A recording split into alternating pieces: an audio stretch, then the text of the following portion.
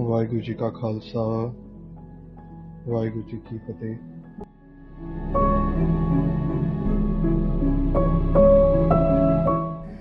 गुरु महाराज फिर आगे चलते हैं, आगे उनका सफ़र आगे बढ़ता है। जब गुरु महाराज भाई मर्दाना जी के साथ आगे बढ़ते हैं तो वहाँ पर वो एक ऋषि को मिलते हैं। सो ऋषि कथा कर रहे होते हैं और वो ऋषि का नाम होता है काक बसुंड। काक बसुंड इसके लिए क्योंकि उनका जो बॉडी है ना वो काव की तरह होती है। काव मीन्स क्रो, ठीक है। सो क्रो की तरह होती है उनका जो पूरा स्ट्रक्चर है। सो जब गुरु महाराज उनके पास जाते हैं तो वो जो नगन साधु होते हैं, नगन मीन नेकेड साधु, सो वो उनको कथा कर रहे होते हैं भगवान की, उसे एक परमात्मा की। और वहाँ पर गुरु महाराज भाई मर्दाना जी के साथ वहाँ बैठ जाते हैं। भाई गुरु नानक देव जी पातशाह जब वो कथा खत्म होती है, समाप्ति होती है उस कथा की, तो गुरु नानक देव जी पातशाह भाई मर्दाना जी को कहते हैं कि आप रबाब बजाओ, गुरबाणी गाओ। तो भाई मर्दाना जी राग में ऐसा कीर्तन करते हैं कि जो काक बसुंड जी हैं वो गुरु महाराज के शरण में पड़ जाता है। सबसे पहले तो वो भाई मर्दाना जी को पूछते हैं कि ये किसकी बाणी है। तो भाई मर्दाना जी फिर कहते हैं कि ये ना परमात्मा की बाणी है, गुरु नानक देव जी ने बख्शी है। तो वो जो काक बसुंड जी है ना वो गुरु महाराज के चरण पड़ जाते हैं। जब वो गुरु महाराज के चरण पड़ जाते हैं और बेनती करते हैं, वो कहते हैं कि मैं बहुत समय से इंतज़ार कर रहा था, बहुत समय से। संगत जी आप जानते कितने समय से इंतज़ार कर रहे थे वो? काक बसुंड जी कहते हैं कि मैं जुगो जुग तक आपकी इंतज़ार कर रहा था।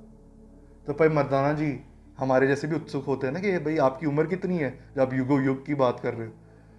तो वो कहते हैं कि वो एक एग्जाम्पल देते हैं कि जो ब्रह्मा जी हैं, ठीक है, तो जो ब्रह्मा जी हैं उनका जो एक दिन है, जैसे हमारे एक दिन is of 1 day is of 24 hours, ठीक है, वैसे जो ब्रह्मा जी हैं उनके जब 1000 युग बीत जाते हैं ना, 1000 युग मतलब एक युग होता है लाखों सालों का, ओके, तो 1000 युग बीत जाते हैं ना, 1000 युग बीत जाते हैं, तो जो 4 पहर दिन के वो तब बीतते हैं ब्रह्मा जी के, ठीक है।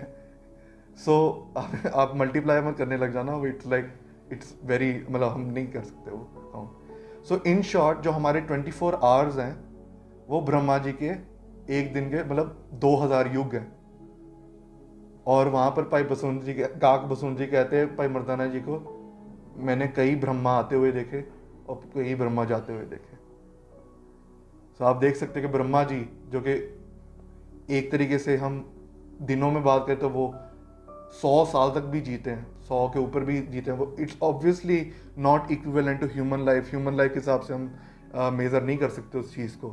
लेकिन काक बसुंड जी कहते हैं कि इतनी साल का जो युग है, इतने युग बीत गए और मैं यहीं बैठा हूँ। कई बार ये धरती बनी, कई बार ये विनाश हुई, कई बार ये धरती बनी, फिर वापस बनी, वापस जीव जंतु बने, वापस विनाश आया, वापस जीव जंतु बने। सो गुरु महाराज गुरबाणी में भी फरमान करते हैं बहुत बहुत जगह पे, जब उत्करक कराकर तारा पजातर देह अपारा, जब आकर करत हो कब हूँ तुम मैं मिलत देह तर सब हूँ। वो एक जो परमात्मा है, जो एक है, वो अनेक हुए हैं, फिर वापस एक में समाया, फिर अनेक हुआ। तो ऐसे बहुत बारी हुआ है। तो वो जो काक बसुंड जी हैं वो कहते हैं कि मैं इतने युग से मुझे पता था कि जो अवतार है, जो अकाल पुरख हैं, वो खुद जो सरगुण रूप में आएंगे, और उन्होंने पहचान लिया गुरु महाराज को। तो वो कहते हैं कि मैं इतने युग से अभी जो है प्रभु का गुण गा रहा हूँ, और इतने देर से वो इंतज़ार कर रहे थे गुरु महाराज के लिए कि वो आएंगे और मुक्ति देंगे। वहाँ पर गुरु महाराज जब उनकी बातें सुनते हैं ना, उनकी बातें सुन के गुरु महाराज कहते हैं कि आप बहुत अच्छे श्रोते हो। श्रोता का मतलब लिसनर। अभी गुरु महाराज उनको कहते हैं कि 4 तरह के श्रोते होते हैं, एंड दिस इज वेरी 4 तरह के श्रोते होते हैं। जब भी हम कीर्तन सुनते हैं, हम सब कहीं ना कहीं कीर्तन सुनते हैं, पाठ करते हैं, राइट। तो महाराज कहते हैं 4 तरह के श्रोते होते हैं। 1 इज जो सिर्फ राग को सुनते हैं कि कौन से राग में गाया जा रहा है, वो गीत जो है उसका टोन कैसा है, ठीक है। जैसे हम कोई गाना सुनते हैं, मे बी हमें गाना याद ना रहता हो लेकिन वो टोन याद रहती है, ठीक है। तो महाराज कहते हैं कि एक जो होते हैं जो राग के बेसिस पे करते हैं, कि सिर्फ राग ही सुनते हैं, उनका जो ध्यान है वो राग की तरफ होता है। एक छोटा सा एग्जाम्पल लें, जब हम कोई शब्द सुन रहे हैं, ठीक है, वो सेम शब्द अगर और कोई गाए और कोई ट्यून में, तो हमारा ध्यान नहीं लगता। क्यों? क्योंकि हमारा जो कंसंट्रेशन है वो शब्द में नहीं होता, it is on the tone, ठीक है। सो वो पर्टिकुलर टोन में वो शब्द हमें अच्छा लगता है, इसलिए हम सुनते हैं। जब वही शब्द दूसरे टोन में गाया जाता है तो वो हम मतलब वो ध्यान नहीं लगता उतना, ठीक है। सो इसलिए गुरु महाराज कहते हैं कि पहले श्रोते वो जो होते हैं जो जो राग पे कॉन्सेंट्रेट करते हैं, दूसरे श्रोते वो होते हैं जो स्ट्रिंग इंस्ट्रूमेंट्स पे कॉन्सेंट्रेट करते हैं, जो वाजा होता है, भले वो हारमोनियम हो, भले वो जो दिलरुबा हो, ठीक है। सो उस पर कॉन्सेंट्रेट करते हैं। तीसरे जो होते हैं जो तबला पे कॉन्सेंट्रेट करते हैं, जो ताल जो बजा रहे होते हैं, ठीक है। और चौथे जो होते हैं वो होते हैं जो असल तौर पे जो भगवान की जो उस्तत की जा रही है, भगवान की जो गुरबानी गाई जा रही है, उस पर कॉन्सेंट्रेट करते हैं।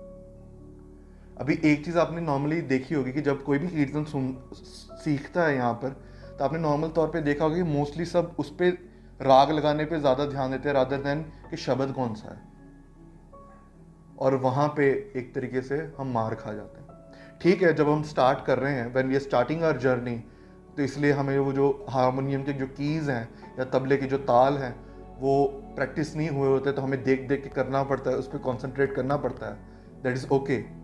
लेकिन जब हमें आ जाए, ये उसके बाद की बात है। सो यहाँ पे कहीं ना कहीं यहाँ पर वो चीज़ आती है। सो कई लोगों का एक सवाल आता है नॉर्मली सेशंस में कि क्या हम जब ध्यान लगाते हैं, जब हम एक जगह पे बैठते हैं, तो हम ध्यान कहाँ लगाएं, वेयर, कहाँ पे लगाएं? क्या हम एक नॉर्मली लोगों को बताया जाता है कि एक आइडल रखी जाती है जहाँ पर आप कंसंट्रेट कर सको, या फिर आपको बोला जाता है कि एक लाइट को इमेजिन करो अपने मन में, उस पर आप ध्यान लगाओ। तो ऐसे बहुत सारे जो टेक्निक्स है वो बताई जाती हैं। लेकिन गुरुमत में क्या सिद्धांत है जो गुरु महाराज हमें बताते हैं सिक्खी में, कि जो मेन कंसंट्रेशन जो है ना, वो हमें रखना है ऑन तुन, ठीक है। सो अभी नॉर्मली होता क्या है कि हमें रिजल्ट्स क्यों नहीं मिल पाते, क्योंकि जो हम नाम स्मरण कर रहे हैं ना, वो हमारे अंदर जा नहीं रही। अगर गुरु महाराज कह रहे हैं पर त्रिरूपना पेख है नेत्र, ठीक है, कि महाराज बोलते हैं कि दूसरे जो स्त्री है, जो दूसरी महिलाएं हैं, उनको बहनों की तरह देखना है। हम ये गा तो लेते हैं, लेकिन हमने पालन किया उसका, वो अंदर तक बात पहुंची नहीं। हम बोलते हैं भगवान हर जगह है, फिर बुरे काम करते समय हमने भगवान को देखा नहीं। तो वो जो एसेंस है नाम सिमरन का, वो हमारे दिलों में बसा नहीं। That is the main thing. एक तरीके से हम इसको इस तरीके से भी देख लें कि आपको जब कोई काम दिया जाता है कि आप ये काम कर लो, जैसे मम्मी अगर बाहर जा रही है मार्केट में, तो वो आपको बोलती है कि ये टेबल साफ़ कर देना, ठीक है। जब वो वापस आती है, वो उस बच्चे ने साफ़ नहीं किया होता, तो मम्मी बोलती है कि सुनाई नहीं दिया, सुनाई नहीं दिया। तो यही चीज़ जो होती है, ऐसा नहीं कि बच्चे ने सुना नहीं होता, लेकिन बच्चे ने माना नहीं होती वो बात को, इसलिए कहा जाता है कि उसने सुना ही नहीं, ठीक है। सो गुरु महाराज के हुक्म को मानना ही गुरु महाराज को सुनना भी है एक तरीके। One of the points is this, and यही जो चीज़ है कि हम गुरबाणी को सुनते तो हैं लेकिन सुनते नहीं हैं। It's like we hear Gurbani but we don't listen Gurbani. जैसे एक एग्जांपल है, आप ऑफिस का काम कर रहे हो या स्कूल का असाइनमेंट कर रहे हो, बहुत ध्यान से कर रहे हो, और आपकी मम्मी कुछ बोल के चल गई ये काम कर लेना। आपने सुना तो सही कि मम्मी कुछ बोल के गई, लेकिन आपने ये नहीं सुना कि मतलब इंटरप्रेट नहीं किया आपने अपने दिमाग में कि मम्मी बोल के क्या गई। सो ऐसे गुरु महाराज कहते हैं कि जो चौथे टाइप के जो स्रोते होते हैं ना, जो चौथे टाइप के लिसनर्स होते हैं, वो गुरबाणी को सुनते हैं और अंदर विचार भी करते हैं उसकी, ठीक है। सो इसमें जो मेन चीज़ जो आपको हेल्प करेगी, गुरु महाराज गुरबाणी में फरमान करते हैं, गाविए सुनिए मन रखिए पाओ। इसमें जो आपको मेन चीज़ जो हेल्प करेगी, द आर्ट ऑफ लिसनिंग, आपको सुनना कैसे है। सो गुरुमत में ऐसा कुछ नहीं है कि आप आइडल पे आप कंसंट्रेट करो। आप हाँ, अगर आपको ध्यान लग रहा है ज़्यादा, अगर आप नाम सिमरन कर रहे हो, आपका ध्यान ज़्यादा लग रहा है आंखें खोल के या गुरु ग्रंथ साहिब जी के दर्शन करके, देन इट्स फाइन। लेकिन नॉर्मली जो सिक्खी में जो सिद्धांत बख्शा जाता है भगवान पे ध्यान लगाने का, दैट इज़ कि जो भी आप गा रहे हो, जो भी धुन आपके अंदर से आ रही है, ठीक है, जो वाइब्रेशंस आपके अंदर से आ रही है, उसको सुनना है, ठीक है। जब आप वाहिगुरु सिमरन कर रहे हो, नॉर्मली क्या होता है कि हमारा जो मन इतना बिखरा हुआ होता है, इसलिए हम सिमरन करते हैं। तो सिमरन से क्या होता है कि सिमरन से हमारा जो मन है ना, वो जो बिखरा हुआ होता है, जैसे एक जो रेत है, रेत को हम फूंक मारते तो कैसे बिखर जाती है, फिर हम उसको इकट्ठा करते हैं ना। तो जब सिमरन करते हैं, हम वाहिगुरु सिमरन करते हैं, तो हम भगवान की उस्तत तो कर ही रहे हैं, वो अंदर से साफ भी कर रही है, लेकिन अंदर से साथ ही साथ में वो मन एकाग्र होता जा रहा है। इसलिए कई लोग इसको अपनी एंग्जाइटी दूर करने के लिए भी करते हैं। I heard a Veer ji, जो एक रेसलर हैं, ओके। तो रेसलर में जैसे मेन पता है एक स्टॉप पॉइंट होता है कि जब आपको कुछ ब्रेक मिलती है 2 मिनट्स के लिए। So what he does is कि वो सिमरन करते हैं। तो सिमरन क्या करता है कि सिमरन एक तरीके से परमात्मा की याद भी दिलाता है, और दूसरी तरफ जो है वो आपका जो मन है वो एकाग्रित करता है और आपको स्लो डाउन कर लेता है, आपको एंग्जाइटी से भी बाहर निकाल लेता है वो चीज़ से। सो जब आप गुरबाणी पढ़ रहे हो, जब उसकी विचार कर रहे हो, सो कौन कौन सी चीज़ें आपको हेल्प करेंगी इसमें कि आपको वो बाणी है, जो नाम सिमरन है, वो अंदर बसे। द फर्स्ट थिंग इज कि आप जो भी गा रहे हो उसको सुनो, that is the first thing. दूसरी जो चीज़ है कि जो भी आप गा रहे हो उसका मतलब आपको पता हो, अगर नहीं भी पता तो आपको अंदर भावना रख के करना है। जो भावना है जिसको हम लव बोलते हैं, प्यार से आपके अंदर भावना होनी चाहिए कि हाँ, मुझे गुरु महाराज के साथ वार्तालाप करनी। एटलीस्ट सुनो उस चीज़ को। कई बार ऐसा होता है कि जब हम कोई एक पाठ करते हैं ना, हमें कोई मीनिंग्स आके बताता नहीं, हमें खुद ही मीनिंग्स पता चल जाते हैं पढ़ के ही। वो कैसे होता है? क्योंकि धीरे धीरे करके गुरु महाराज खुद अंदर से सोझी बख्शते हैं। आप क्रॉस चेक ज़रूर करो, जब आपको ज्ञान आ गया अंदर से, आप क्रॉस चेक ज़रूर करो कि मैं सही सोच रहा हूँ कि नहीं। लेकिन कई बार ऐसा होता है कि जब हम ध्यान से पढ़ते, गुरु महाराज ने बहुत सरल भाषा में जो है गुरबाणी उच्चारी है, जिसकी वजह से कई बार हमें वी कैन कैच कि मतलब गुरु महाराज क्या बता रहे। सो इसलिए इट्स प्रेफरेबल कि आप जो है मीनिंग्स पता करिए, और जब आप बाणी पढ़ रहे हो, so whatever you are speaking, आप उसको सुनो। सो जब आप उसको सुनोगे तो धीरे धीरे करके आपको जो ध्यान है वो एकाग्रित होना शुरू हो जाएगा। तो वाहिगुरु कर रहे हो तो उसको सुनना है। और ये जो आर्ट है वो आगे कैसे आएगी? अभ्यास से। जितना ज़्यादा आप नाम अभ्यास करोगे, उठते बैठते हुए जब जैसे ही आप वाहिगुरु वाहिगुरु करोगे, तो वैसे ही आपको वो जांच मिलेगी कि उस मन को एकाग्रित कैसे करना है। जैसे ज्ञानी संत जी मस्किन कहते थे कि 100 बारी वाहिगुरु बोलो ताकि आपको एक बारी वाहिगुरु बोलना आ जाए। मतलब 100 बारी वाहिगुरु बोलो, आप प्रयास करो, अभ्यास करो वाहिगुरु करने का, ताकि आपको एक बार प्यार से, दिल से वो वाहिगुरु बोलना आ जाए, जो परमात्मा के दर पे कबूल होगी। द नेक्स्ट थिंग इज कि कोशिश करो कि साध संगत के बीच आप नाम स्मरण करो। कई लोग पूछते हैं कि गुरुद्वारा साहब जाने की ज़रूरत क्या है, घर पे बैठ के क्यों नहीं कर सकते? जब आप संगत में बैठ के जब नाम स्मरण करते हो, तो जो ऑरा होता है ना संगत जी, जो उस समय जो वाइब्रेशंस पूरे कमरे में, जो दरबार हॉल होता है, जो पूरी जो वाइब्रेशंस जो होती है वहाँ पर, जो ऑरा होता है, जो एनवायरनमेंट होता है ना संगत जी, वहाँ से हमारा ध्यान बहुत जल्दी लग जाता है। बहुत जल्दी हमारे अंदर वो, अगर मन 10 मिनट में टिकना था वो 1 मिनट में टिक जाता है। सो इसलिए आपने देखा होगा कि हर गुरुद्वारा साहिब के ऊपर, जैसे आप दरबार साहिब की फ़ोटो देख रहे हो यहाँ पर, तो आप देखोगे कि ऊपर एक बुंगा, एक डोम टाइप स्ट्रक्चर है। तो वो गुरु अर्जन देव जी ने इसके लिए बनवाया है। नॉर्मली आप गुरुद्वारा साहिब में इसलिए देखते हो क्योंकि वो जो है, इसलिए आपने मस्जिद भी काफ़ी देखे होंगे विच हैव दैट स्ट्रक्चर। तो वो जो है वो क्या करता है कि जब हम सिमरन करते हैं, जब हम पाठ करते हैं, नाम सिमरन करते हैं, तो वो जो वाइब्रेशंस है वो पूरे रूम में होते होते वो वापस हमारे पास आती है। एंड व्हेन दैट हैपन्स, वो आप उस वाइब्रेशंस, उस गुरबाणी को आप अंदर महसूस कर पाते हो। सो उसका भी एक पर्टिकुलर रीज़न है जिसकी वजह से गुरु महाराज ने ऐसा डिज़ाइन किया है गुरुद्वारा साहिब को। So that is the reason.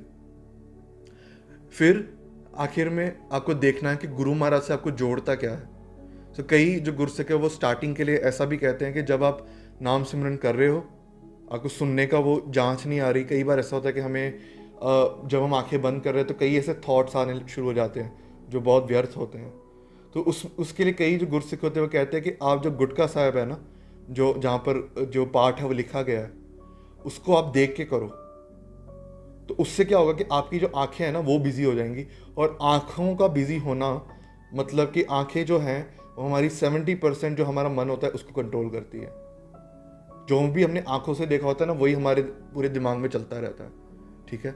सो इसलिए कई जो गुरमुख होते हैं वो ये प्रेफर करते हैं कि वो गुटका साहिब से पाठ करे, इवन मैन जब उनको बाणी कंठ है।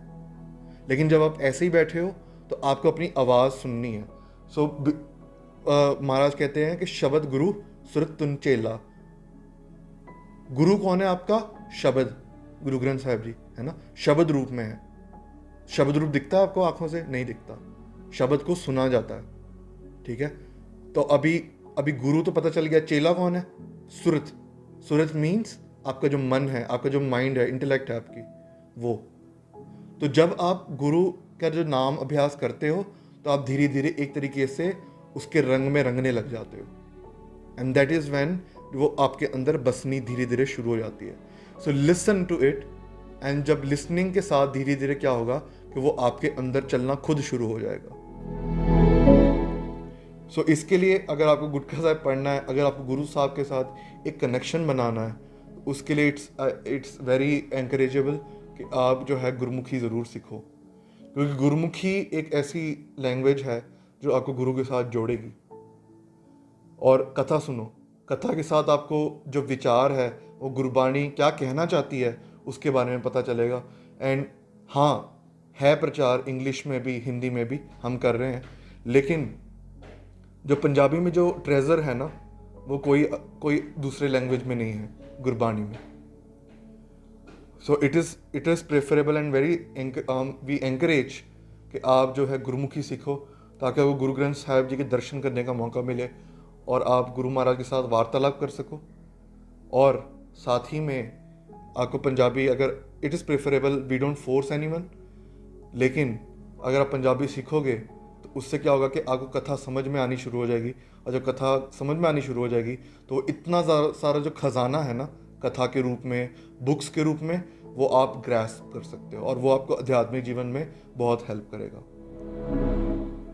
सो यही जो सुनने की कला है, ये आप, this is one of the most important points जब आप नाम सिमरन कर रहे हो। So make sure next time कि जब भी आप नाम सिमरन करो तो आपको कौन से नंबर का श्रोता बनना है, 1 2 3 या 4 नंबर, ठीक है।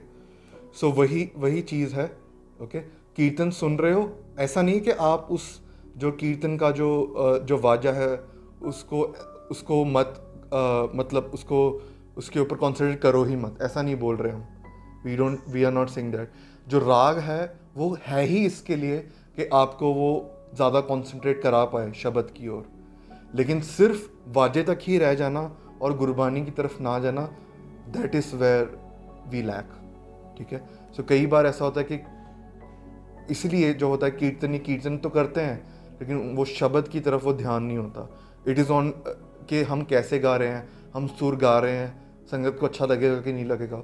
सो वो उस तरफ हम ज़्यादा चले जाते हैं, रादर देन कि हम गुरु महाराज के ओट आश्रय में लें।